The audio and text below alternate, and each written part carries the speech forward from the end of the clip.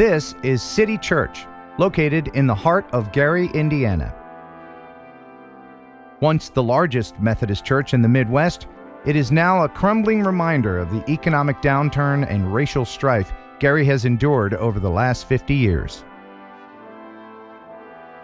Beautiful in decay on the exterior, to truly appreciate what this structure once was, we must venture inside. Here we go. Watch the nails. Don't step on the nails.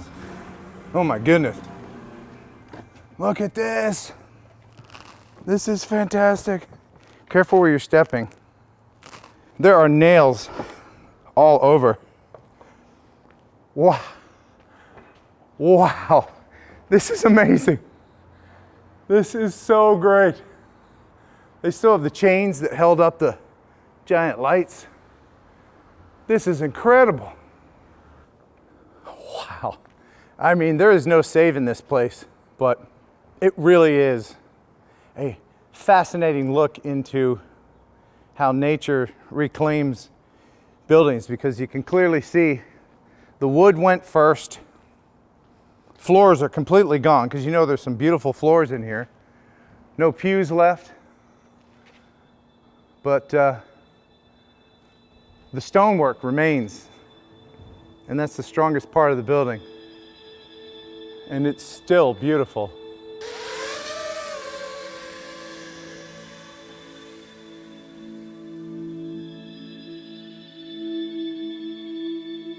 The construction of City Church began in 1925 and took 21 months to build at a cost of $800,000. That's over $12 million in today's money. The church complex included a theater called Seaman's Hall, which could seat 1,000 people, corporate offices, a gymnasium, a Sunday school, and a dining hall. City Methodist Church reached the pinnacle of its popularity in the 1950s, with membership surpassing 3,000. The economic backbone of Gary, Indiana was the steel industry, and after it started to slide in the 1960s and 70s, that's when the church's problems began. A largely white middle-class institution, City Church lost large numbers of its congregation as Gary's social demographic shifted and better-off inhabitants moved away. Crime rates in the area skyrocketed and building maintenance costs were overwhelming. By 1973, there were only 320 elderly members left, and after attempts to sell the building to another church failed, the decision was eventually taken to close the church in 1975. Control of the building was passed on to Indiana University, which continued to use part of the Seaman Hall as a satellite campus, but nothing was done with the building itself, and by the 1990s, the church was already starting to decay. A fire in 1997 accelerated the deterioration even further. We have to be very cognizant of stepping on the wrong thing, stuff falling on our heads. Oh, somebody's bike is here. I'm sure this is someone's home. Look at this fireplace. Can't get upstairs anymore. Railing still hanging on a little bit. You know, all it takes is one little leak in the roof and then time, and the whole place just rots out. This is such a great place. Look, you can see the remnants of the floor. This is the tongue and groove floor that remains. Look at this, a theater. A theater. We got the sloped floor down to the stage, and we're walking under what would be, I guess, the balcony. Oh, man. I don't know, this is just so fascinating to me. Somebody's dress. And the shoe that goes with it.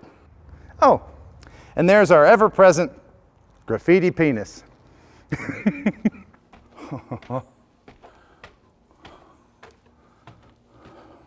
This is all cement. That's why this remains. Oh man. Projection booth. Oh. There's a bunch of clothes up on the stage. Every single window is blown out. Wow. There's another floor I'm going up.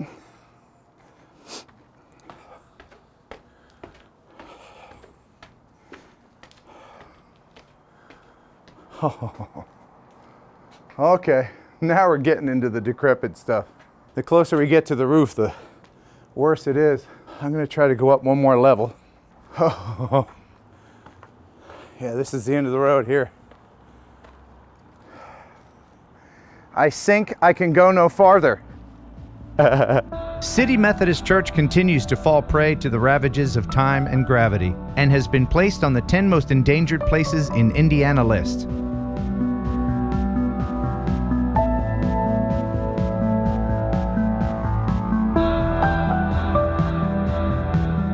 Gary authorities revived a plan from the early 2000s to turn the site into a large park, in which the main sanctuary would be the remaining centerpiece after the rest of the complex is demolished. It would create a ruins garden that would serve as a reminder to the community that great things collapse unless we all work together. Well, there you go. That's a drone's eye view of City Church in downtown Gary, Indiana. It's a fascinating place. We only had a short time to explore. Until next time, thanks for watching. Thanks for subscribing. Buh and bye. Oh, a little bit of irony for you. Some graffiti artist didn't know how to spell the F word, even though directly across the street is a school. So that's irony. I-E-Y-R-O-N-E-E. Irony.